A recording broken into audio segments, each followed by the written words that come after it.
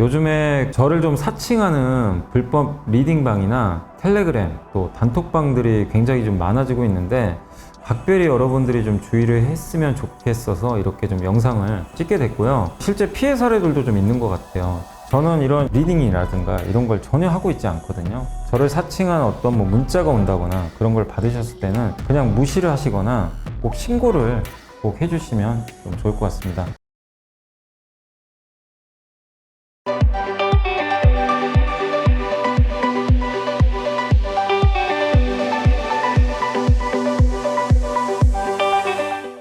네, 안녕하세요. 이베스트 투자증권 염승환 이사입니다. 자, 이제 오늘 또 연휴인데 잘 쉬고 계실지 모르겠네요. 이제 지난주 토요일 날 반도체 수율 개선 관련한 이제 반도체 나이팅게일 이제 한번 소개를 해드렸고 나머지 기업들 다 소개해 드릴게요. 그래서 그때 전편에 이어서 파트 2 요새 수율을 좀 개선하거나 검사를 해주거나 아무튼 이제 반도체가 제대로 나올 수 있게 도와주는 역할을 하는 기업들의 밸류가 장기적으로는 더 올라갈 가능성이 있으니까, 그래서 앞서서 지오 엘리먼트 기가비스 한번 설명드렸고, 이제 오늘은 나머지 기업들 몇 개만 설명을 해드리겠습니다. 그래서 오늘 이제 파트 2 첫 번째로는 이제 저스템, 세 번째죠. 저스템이라는 기업을 한번 소개해 드릴게요.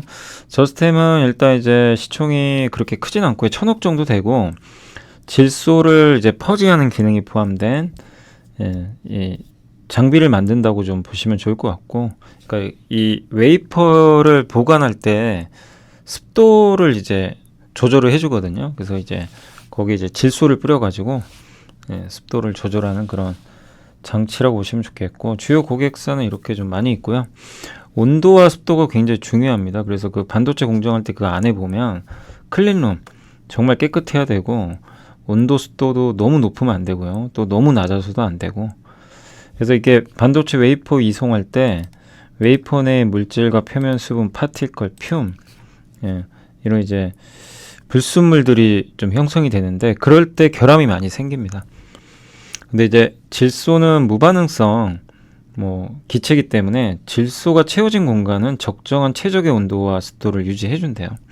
그러니까 반응성이 좀 낮다 보니까, 그래서 불량을 예방하는 그런 이제 화학 제품 중에 하나다라고 보시면 좋겠고, 그래서 이 질소를 적절하게 공급을 해주면 이 수율을 좀 올릴 수 있다고 합니다. 그래서 반도체가 미세화되면서 수율 개선이 이제 굉장히 중요해졌는데, 어쨌든 이 회사는 웨이퍼가 옮겨 다녀야 될 거 아니에요. 식각, 증착, 노광 이런 공정마다 옮겨 다녀야 되거든요. 그럴 때 이제 웨이퍼가 손상되지 않게 잘 보관해주는 그런 장비라고 보시면 좋겠습니다. 그래서 이게 용어만 좀 알아두시면 FOUP가 웨이퍼를 담는 용기예요. 임시 보관함 같은 거. 여기 이렇게 돼 있죠. 그래서 이제 FOUP에 담아서 이제 요게 이동하는 겁니다. 요게 이제 이동을 하는 거고, 그래서 로드 포트 모듈이라고 하는데, 아무튼 이제 FOUP에 담아요. 웨이퍼를 담는데 저 전면부가 열린다고 합니다. 열려서 이제 요거를 그러니까 닫으면 외부 오염으로부터 웨이퍼 이제 보호를 하고, 이제 열면 이제 웨이퍼를 쓸 수가 있는 거죠. 그래서 이제 웨이퍼가 이제 반송될 수 있도록 이게 이제 이동하는 그 장치라고 보시면 좋을 것 같아요. 요게 이제 LPM입니다. 요게 이제 요 회사가 이제 N2 퍼지 기능이 포함된 LPM, 요게 주요 제품이에요. 요 제품. 그리고 CFB라고 또 따로 있어요. 용어가 좀 복잡한데 그냥 요런 게 있구나 정도, 이 회사가 이런 걸 하는구나 알아두시면 되겠고, EFEM은 이 웨이퍼를 보관하거나 또 이송하는 장비라고 보시면 좋겠습니다. 그러니까 LPM이 여러 개 붙어 있는 거 있죠. 그러니까 좀 더 설명드리면 요거 있죠. 요거. 그러니까 요거 있죠. 요렇게.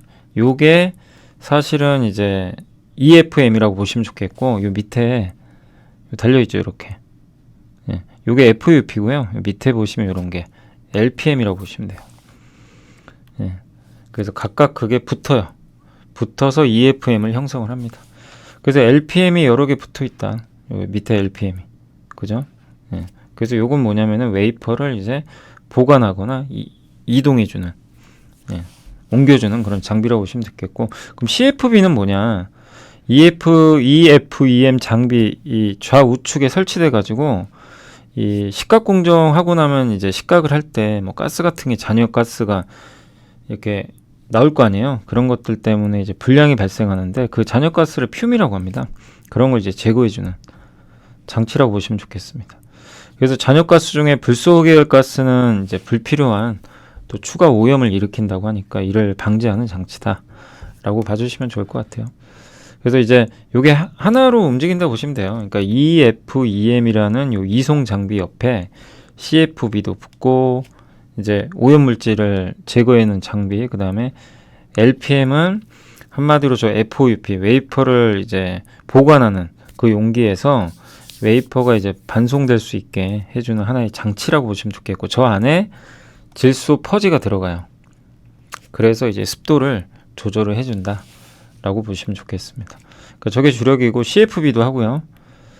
예, CFB. 그리고 이 BIF라 그래가지고 질소 주입 순환 장치가 포함돼서 N2 퍼지 LPM과 유사하다고 하는데, 이 BIP 제품과 짝꿍을 이루는 반도체 전공정 장비가 이제 배치 타입. 배치 타입은 뭐냐면은 여러 장을 한 번에 하는 거예요.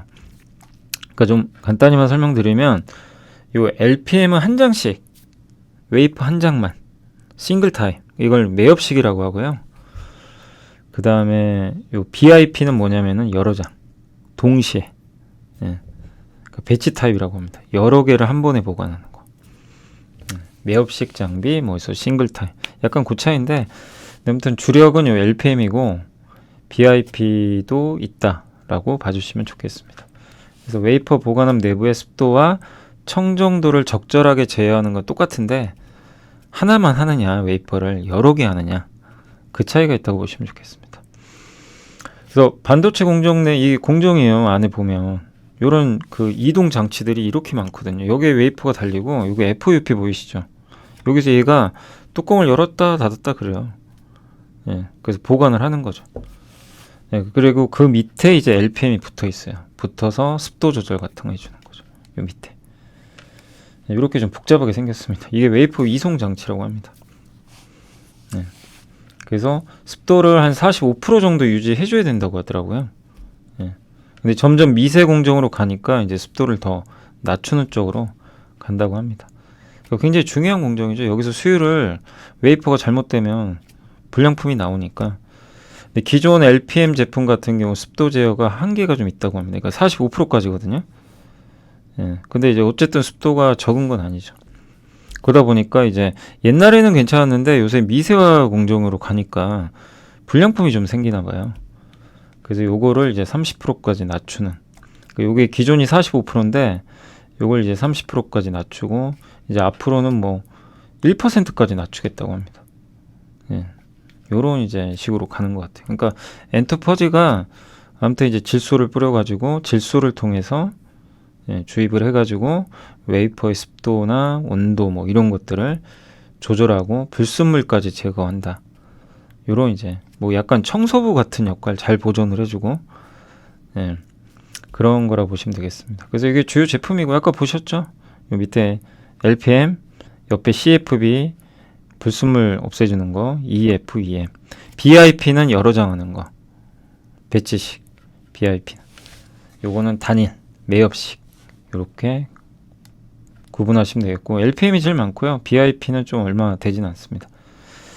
그래서 주요 이제 고객사는 삼성, 하이닉스, 마이크론, CFB, 여기 세메스가 아마 이런 이송 장비 만들 거예요. 만드는 회사가 세메스, 사이맥스도 아마 만드는 걸로 알고 있는데 한번 확인해 보시고요. 그리고 BIP는 하이닉스, 마이크론, HP, SP 이런 데 납품이 된다고 합니다.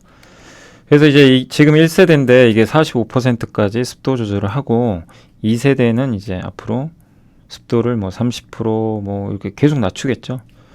그리고 예, 요게 이제 3세대죠. 3세대는 1%까지 습도를 낮추는 식으로 지금 간다고 합니다. 그래서 저스템은 어쨌든 이제 수율을 도와주는 그런 업체고, 이게 반도체만 쓰이는 게 아니라 2차 전지 디스플레이 뭐 이런 데도 들어간다고 보시면 좋을 것 같습니다. 네. 주요 사용은요, 반도체, 디스플레이, 태양광 증착용 이제 증착 장비. 이 반도체는 요런 이제 엔트 퍼지를 하지만 디스플레이는 뭐 고진공 장비, 열 처리 장비, 뭐 태양광용 이게 주력은 아니에요. 근데 제일 중요한 건 요거고요. 근데 요 사업들이 만약에 나중에 성과가 나면 시가총액이 더 많이 올라가겠죠. 그래서 이런 사업을 한다고 보시면 되겠고, 이렇게 꾸준하게 성장한다고 합니다. 이거 이제 IR 자료를 제가 캡처해서 가져온 거니까, 예. 그러니까 앞으로 성장할 룸은 있는데 이 기업이 꾸준하게 기술 개발을 해서 계속해서 점유율을 높여가고 또 고객사가 늘어날지 한번 계속 체크해 보시면 좋을 것 같아요. 그리고 신사업 비중도 좀 아까 말씀드린 대로 2차전지 태양광 디스플레이. 근데 제가 말씀드리고 싶은 거는 이런 신사업이 늘어나는 것도 좋지만 핵심은 반도체예요. 반도체가 잘 돼야 됩니다. 그래서 그걸 한번 염두에 두시고, 그래서 아시겠죠? 이 수율과 관련된 직접적인 기업이다. 자, 그래서 이제 앞서 그 지오 엘리먼트, 기가비스, 그 다음에 저스텐까지 해봤고, 이제 제우스란 기업도분 아마 아실 거예요. 여기 딱 세정 장비인데, 세정은 뭐죠? 씻어내는 거죠, 오염물. 그럼 당연히 수율에 영향을 주겠죠. 그래서 제우스는 시총이 한 4,300억이고요. 습식 세정을 합니다. 근데 배치식 싱글 똑같아요. 배치는 여러 장 한꺼번에, 싱글은 한 번에 한 장씩. 로봇 사업도 해요. 그래서 전공정, 후공정 다 들어가고요. 삼성 하이닉스, 아폴론이라는 이제 브랜드도 있고 여러 브랜드가 있습니다. 그래서 반도체가 미세화되고 수율 또 HBM이라든가 이런 이제 정말 미세한 후공정이 이제 들어가는데 거기에 식각하고만 남는 찌꺼기들이 있거든요. 이런 거 다 없애줘야 돼요. 씻어내야 돼요. 그러니까 어닐링, 열처리 장비로도 하지만 씻어내야 됩니다. 그래서 세정 장비는 앞으로 제가 봐도 중요할 것 같아요. 네. 그리고 이제 건식 세정 장비 만드는 기업이 그 테스. 네, 한번 배웠죠. 테스는 이제 건식 세정 장비. 여기는 이제 습식. 네. 그래서 이제 여기는 매엽식, 싱글, 배치식 뭐 이런 걸 나눠서 하는데, 싱글은 굉장히 이제 하나씩 하니까 정교하게 컨트롤할 수 있고요. 배치식에 비해서 이제 그 친환경 장점도 있는데 다만 속도가 느리죠. 배치식을 왜 하냐면 여러 장을 한꺼번에 하냐면, 그걸 여러 장을 한꺼번에 하게 되면 속도가 굉장히 빨라지죠. 그래서 낸드 같은 데는 아마 그 배치식으로 하는 걸로 알고 있어요. 그 일본의 ZET라는 기업을 인수했거든요. 그래서 일본 현재 자회사고 반도체 습식 세정 장비 제조하고 있습니다. 일본에 상장돼 있어요. 그리고 HBM 같은 후공정, 그러니까 HBM 일부 수혜주기도 해요. 제우스도 어떻게 보면 세정 장비가 중요하니까. 그리고 되게 좀 특이한 게 이제 로봇 사업까지 합니다. 그래서 요새 로봇주들 관심 많이 가지실 텐데, 로봇, 그러니까 본업도 있지만 로봇과 이제 같이 갈 수 있는 그런 기업으로 매력이 있어요. 그래서 오늘 제가 사실 이제 기업들 위주로 소개를 해드리지만 이 기업 안에도요, 이렇게 공부해 보시면 되게 흥미로운 게 많아요. 우리가 공부해야 될 게 꼭 반도체만 있는 건 아닙니다. 자, 그래서 세정은 뭐라 그랬죠? 이렇게 드럼통처럼 물에 담가가지고 씻어내는 겁니다. 그래서 미세할수록 더 많이 공정이 필요하고, 공정 미세화로 이제 미세한 파티클 이런 거 없애야 될 거 아니에요. 그래서 수율에 정말 중요한 게 이런 이제 닦아내는 거죠. 아까 뭐죠? 저스템은 습도 조절을 해서 오염이 안 생기게 해주는 거고, 얘는 오염이 생긴 걸 없애주는 거죠. 그래서 한 번에 하느냐, 여러 장 하느냐. 그래서 이 왼쪽에 한 장씩 하는 거예요. 이렇게 미세 공정. 여기는 3D 낸드 여러 장. 뭐 CD 플레이어 같죠. 요거고, 세정은 다 들어가요. 웬만한 공정에 다 필요합니다. 전체 공정 비중에서 지금 10% 이상까지 늘어나고, 많게는 30%까지도 상승한다고 합니다. 그래서 세정과 코팅 약간 헷갈려 하신 분도 계시는데, 세정은 한마디로 우리 그냥 세탁하는 거라고 생각하시면 돼요. 오염물 없애고, 예. 근데 코팅은 이제 오래 쓸 수 있게, 옷을 굉장히 이제 코팅하면 깨끗하게 오래 입을 수 있잖아요. 예. 오랫동안 손상 없이. 그겁니다. 예. 약간 세정과 코팅은 좀 다릅니다. 근데 요즘 옛날에는 코팅을 더 중요하게 생각도 했는데 요즘엔 세정도 중요해요. 왜냐하면 이게 후공정 HBM으로 가다 보니까 하이브리드 본딩도 하고, 그리고 이제 하이브리드 본딩 소개도 해줄 텐데 제가 나중에도 한번 본딩은 시간 되면 꼭 해드릴게요. 진짜 어려워요 이게. 우리 뭐 저도 예전에 한번 설명해드렸지만 그건 거의 맛배기고, 거의 진짜 논문 써야 됩니다 이거. 보통 어려운 게 아니에요. 근데 이거 아시죠? 이게 HBM이죠. 요게 하이닉스가 만들고 여기에 CPU, GPU 들어가요. 이쪽에. 이거 엔비디아죠. 근데 이 전체를 조립하는 회사가 TSMC가 해요. 삼성도 해요. 근데 아직은 TSMC가 거의 독보적이고, 그래서 맨 밑에 MLB 요걸 이스페타시스가 하고요. 이 위쪽에 플립칩 BJ를 잠깐만요. 이 이비덴 삼성전기도 여기 들어가려고 하고 있고, 여기 범프스죠. 숄더볼 범프 점점 작아집니다. 그리고 실리콘 인터포저를 써야 돼요. 그래서 로직 요 GPU랑 여기 D램을 서로 연결을 해줘야 됩니다. 그리고 여기가 정말 미세해요. 마이크로 범프 보이지도 않아요. 저렇게 해서 공간을 줄여줘야 됩니다. 그래야 성능이 올라가요. 그 HBM은 수직으로 TSV 뚫어가지고 위로 연결하는 거죠. 이거 아마 배우셨을 거고. 근데 이 중간중간에 막 식각하고 막 깎다 보니까 식각을 해줘야 되거든요. 그럼 오염물질이 남아요. 그래서 저거를 제거해줘야 됩니다.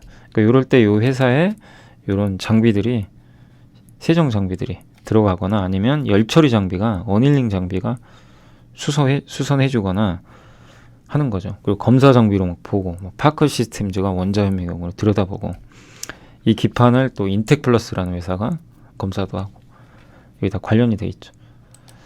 그래서 세정 장비 수요가 늘어나고요. 이 하이브리드 본딩은 뭐냐면 한마디로 여기 볼 있잖아요. 이 볼이 없어요. 볼 없이 그냥 연결하는 거예요. 그래서 이게 마이크로 범프가 이렇게 생겼는데, 하이브리드 본딩은요 없죠. 요 옆에 이게 하이브리드 본딩이에요. 아예 없어요. 그러니까 정말 초정밀이에요. 그래서 가장 이제 옛날 방식의 와이어 본딩, 선으로 연결하는 거고, 플립칩 BJ는 이런 범프, 요런 제가 연결해드렸죠. 근데 점점 작아지죠. 점점 작아져요. 근데 아예 이제 범프도 없애버려요.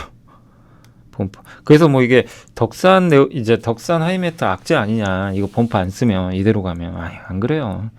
그건 아니고 씁니다. 아니 이것만 할 수가 없어요. 이건 너무 비싸요. 수율도 그렇게 아주 좋은 편도 아니고, 25년 26년 돼야 대중화될 가능성이 있는, 대중화까지는 모르겠어요. 아주 비싼 제품 위주로 씁니다. 근데 이 방향으로 가는데 이걸 안 쓰는 게 아닙니다. 그래서 막 덕산 하이메탈도 이제는 큰일 났네, 이렇게까지 너무 극단적으로 보실 필요는 없고, 다만 방향성은 이쪽입니다. 그래서 이것도 같이 써요. 그래서 범프가 필요 없고 하이브리드 본딩입니다. 그래서 구리와 구리를 연결하는 거예요. 구리와 구리를, 그러니까 D2D는 뭐냐면은 반도체하고 반도체 있죠. 예를 들면 이거예요.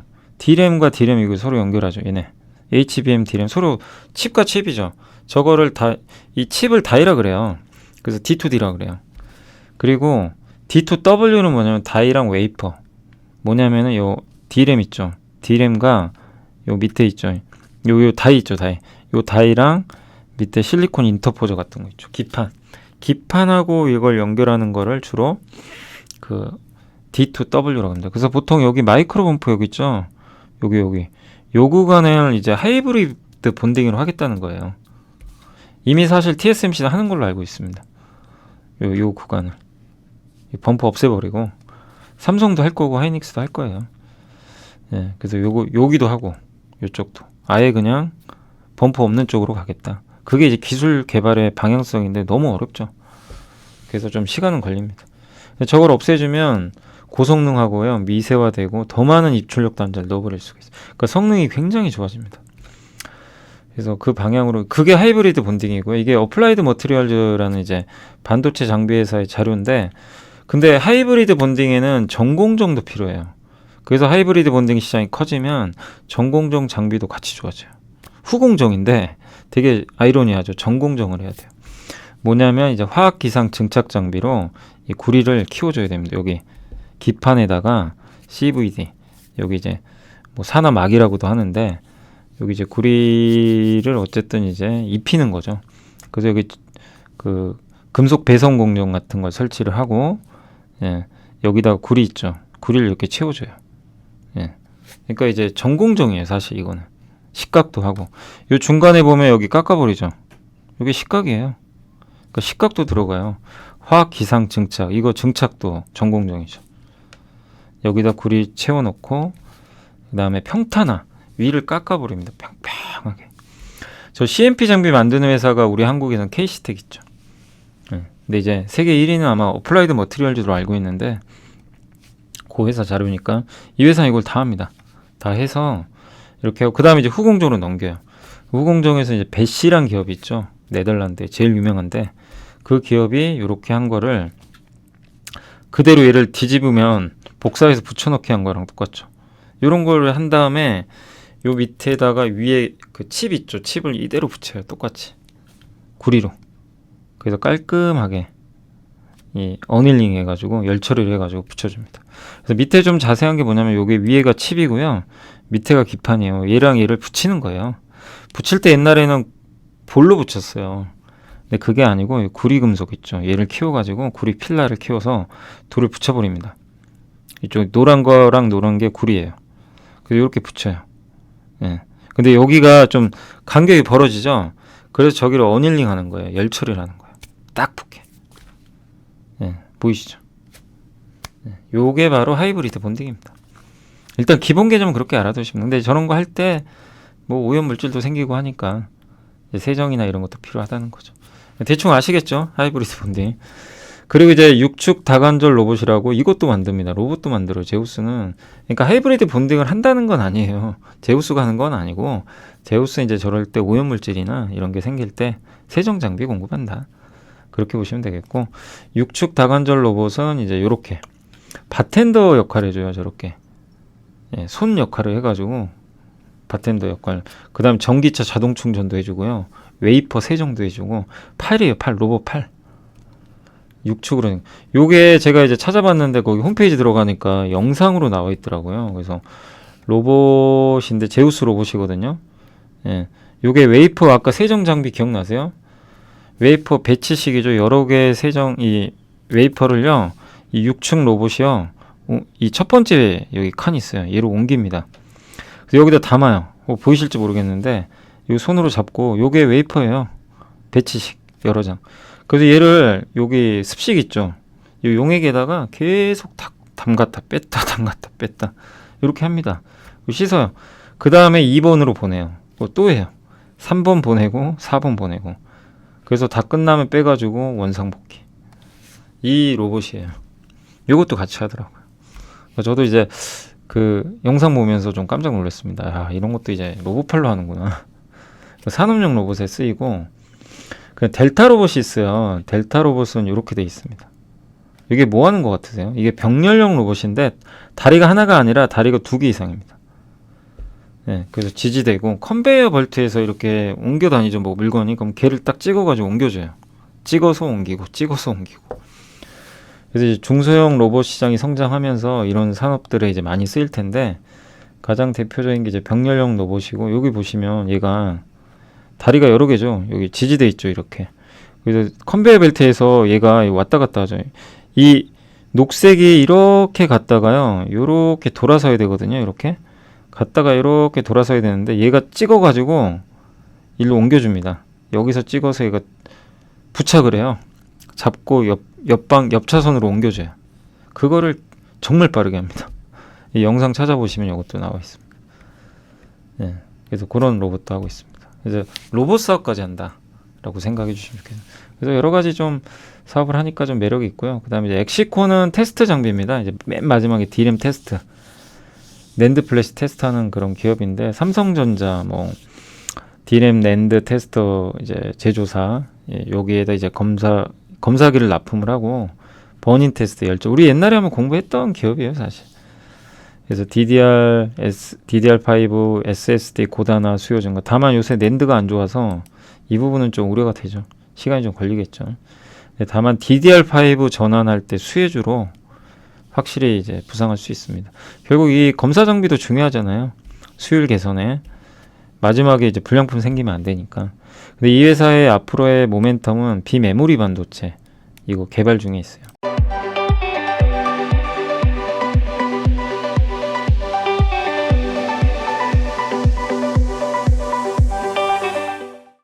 그래서 이게 이미지 센서는 이미 장비 개발 끝났고 아마 내년에 수주할 것 같더라고요. 그렇게 되면 경쟁사 어드반테스트, 테라다인 이런 기업과도 이제 한 번씩은 뭐 아직은 그 정도까지는 아니지만 이쪽 시장에 이제 진출하게 되는 거죠.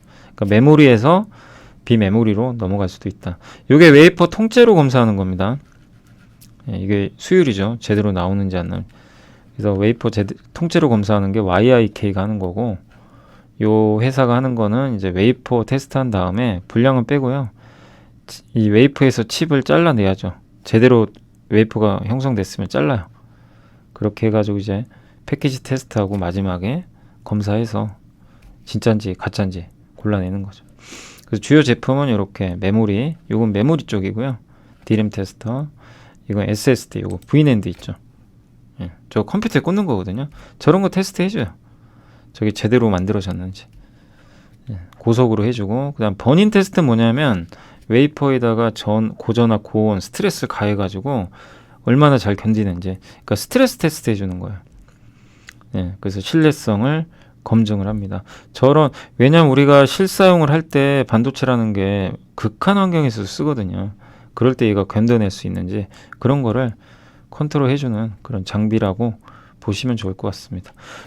그리고 이제 앞으로 내년에 정말 중요한 게 이거예요. 비메모리. 이게 진짜로 지금 제대로 되고 있는지. 그래서 CIS 이미지 센서 테스터 개발 완료했다라고 지금 나와 있는데, 품질 테스트 일단 진행 중이고요. 24년도의 수주를 좀 기대를 하고 있다고 합니다. 그래서 내년이에요. 이제 품질 테스트 진행 중이고 개발은 끝났어요. 그래서 공급을 하느냐가 관건인데, 아마 삼성에만 공급이 된다면 회사 밸류가 올라갈 가능성은 높습니다. 자, 그리고 이제 6번째가 TFE인데, 이거 좀 생소하시죠? TFE? 안 들어보신 분도 많으실 거예요. ISC 경쟁사예요. ISC 아시죠? 소켓. 네, 그래서 시총은 한 2,679억 정도 되고요. 보드 COK 소켓인데 한번 설명해 드릴게요. 반도체 검사 공정에 필요한 테스트 부품을 다 생산하는 업체입니다. 그래서 반도체가 미세화되고 다양한 반도체 수요가 증가하는데 테스트 수요가 늘어나잖아요. 그래서 앞서 엑시코는 장비 회사고 이 회사는 부품사예요, 부품사. 그래서 요새 뭐 DDR5나 이런 거 전화하면서 수혜인데, 경쟁사 ISC가 SK그룹에 편입이 됐잖아요. 그래서 수혜를 받을 거란 얘기들이 좀 있어요, 실제. 그거 설명드릴게요. 이 회사가 만드는 제품 중에 요 COK라고 있거든요. 이렇게 생겼어요. 요 판. 그래서 보면 여기에 뭐 소켓, 보드 이런 게 다 포함되어 있는데, COK는 뭐냐면은 반도체를 반도체 검사 장비 내에 정해진 위치로, 그러니까 반도체를 검사를 해야 되잖아요. 그럼 그걸 이동을 해줘야 돼요. 검사 장비 쪽으로 제대로 그걸 이동시키는 장치라고 보시면 돼요. 예, 그래서 반도체 최종 테스트할 때 이걸 장비 안으로 옮겨야 될 거 아니에요, 정확하게. 그래서 핵심 부품 중에 하나다. 그래서 국내에선 2등으로 알려져 있고요. 테스트 보드는 뭐냐면 저렇게 저 보드 있죠. 저 보드를 통해서 테스트하는 거예요. 반도체 마지막에 검사할 때 이거 불량품입니다. 이거 제대로 만들어졌네요. 이거 할 때 한 번씩 사용하는 소모성 부품이라고 합니다. 그래서 검사 장비와 테스트 소켓 간에 뭐 물리적 연결을 한다고 하는데, 버닝 보드가 또 따로 있어요. 그러니까 테스트 보드도 있고, 버닝 보드는 뭐냐면은 고온에서 견뎌내는지 저온에서 견뎌내는지 요거를 또 테스트해주는 소모성 장비다. 부품이다. 요게 두 번째고, 세 번째는 러버 소켓. 이거 많이 보셨죠? 그 ISC가 만드는 그거예요. 이렇게 메모리, 비메모리 있고, 메모리가 되게 작죠. 여기 DDR 잘 안 보이시겠지만 여기 DDR, DRAM이고 여기 비메모리예요. 굉장히 크죠, 비메모리. GPU 뭐 이런 것들. 장점은 접촉 면적이 넓어서 이제 전기 신호가 원활하고 대량 생산이 용이한데, 단점은 좀 수명이 짧고 미세 검사가 좀 어렵다고 합니다. 그래서 요 러버 소켓 주로 만드는 회사는 ISC고, 삼성에서는 둘이 경쟁하는 걸로 알려져 있어요. 러버 소켓 쪽에서.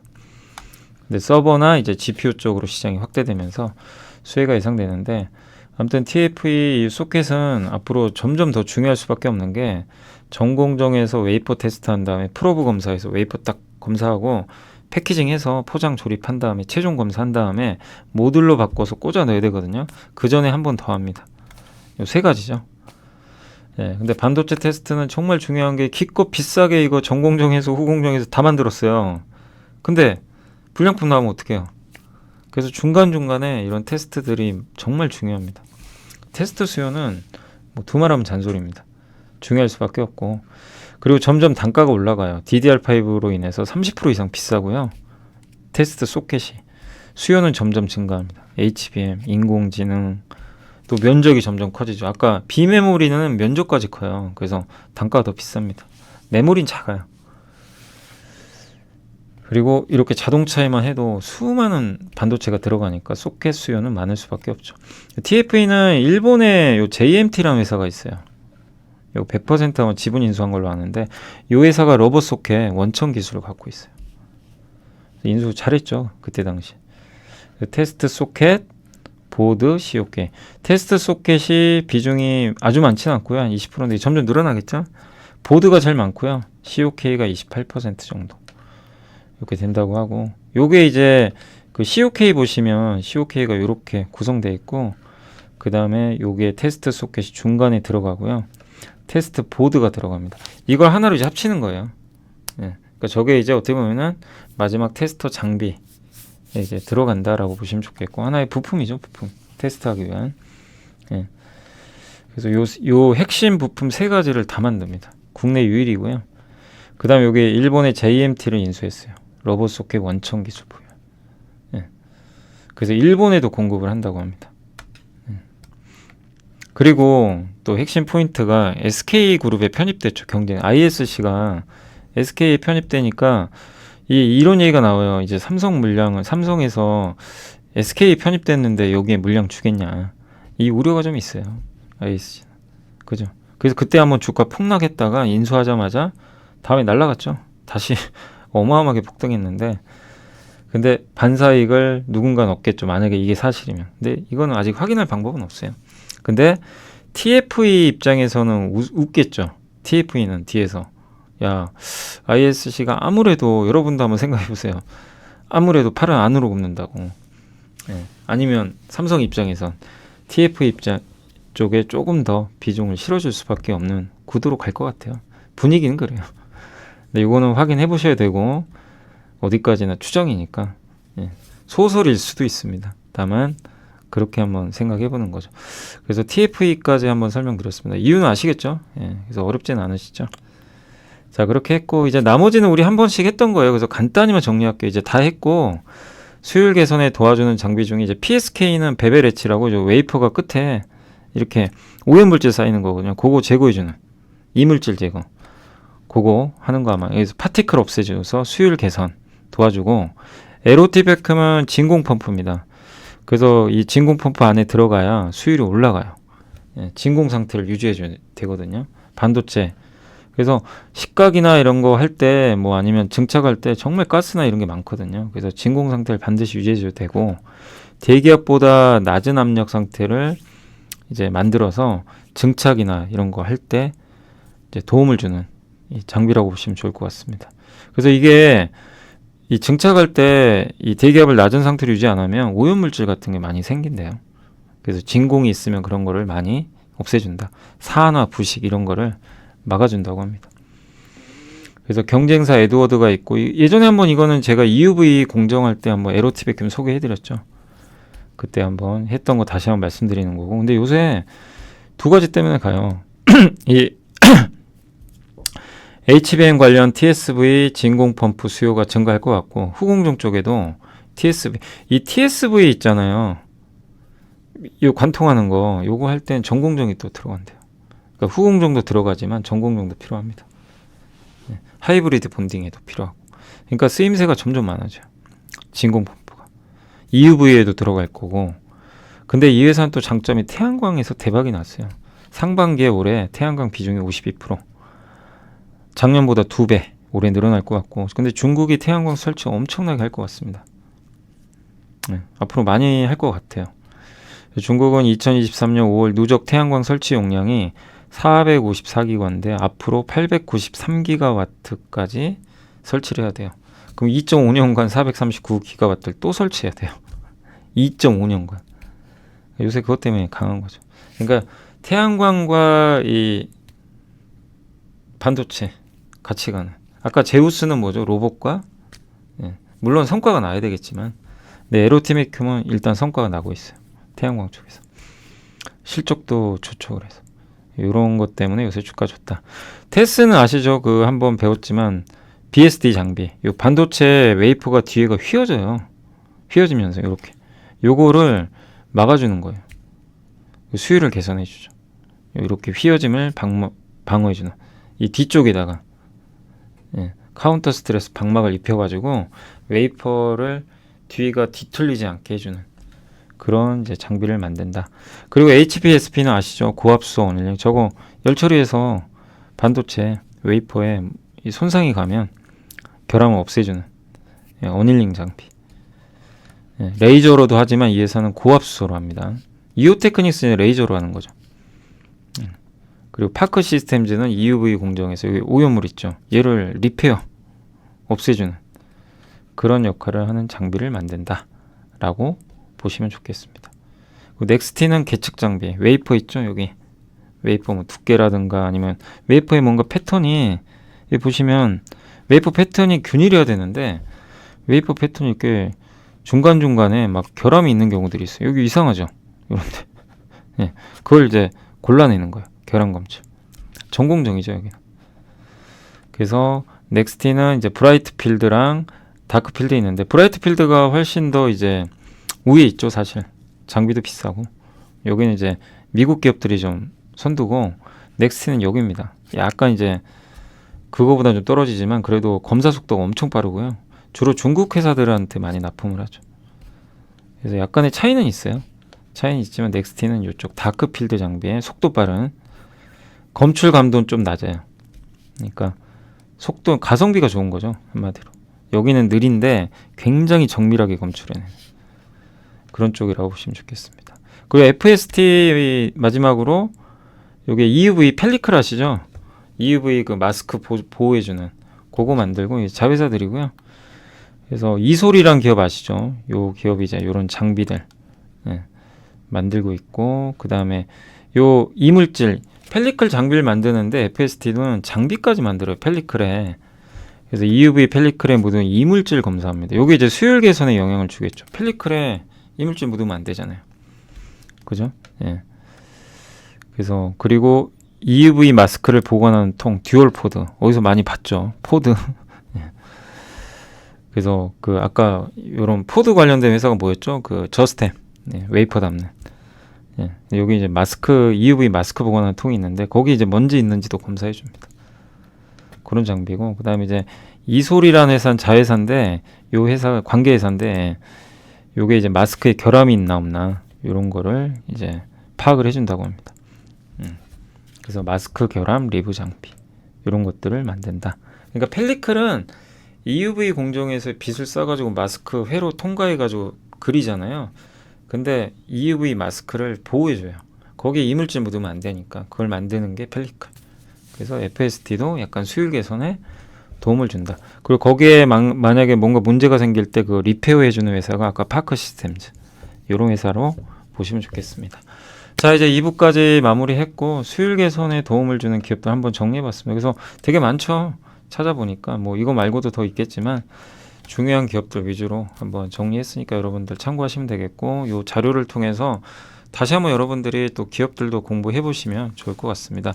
이 기업들이 정답이라는 게 아니라 이 기업 중에 어느 게 좋고 이거는 알 수는 없어요. 근데 한번 여러분들이 또 한번 공부를 해 보시면 좋을 것 같습니다. 자, 이제 수율 개선까지는 끝났고 이제 아마 본딩, 본딩만 하면 반도체 이제 할 건 다 한 것 같아요. 뭐 요새 하이브리드 본딩 아까 잠깐 설명드렸지만 본딩도 되게 많아요. 그래서 요새 그게 좀 중요하니까 그거까지 해서 한번 이제 한 번만 더 하면 끝나지 않을까 싶습니다. 근데 아무튼 좀 죄송한데 이번 주 토요일 날은 제가 자료를 못 올릴 수도 있어요. 지금 시간이 부족해가지고 3일이라는 시간 동안 제가 할 여력이 안 됩니다. 그래서 아마 이번 주 토요일 날은 아마 함께 배우기는 없을 것 같고 할 수 있으면 하는데 제가 또 무리해야 될 것 같아요. 그러면 그래서 아마 다음 주까지로 한번 해서 만들어 보도록 하겠습니다. 아무튼 좀 못하더라도 양해해 주시고 아무튼 남은 연휴 잘 보내시고 저는 또 다음 시간에 뵙겠습니다. 감사합니다.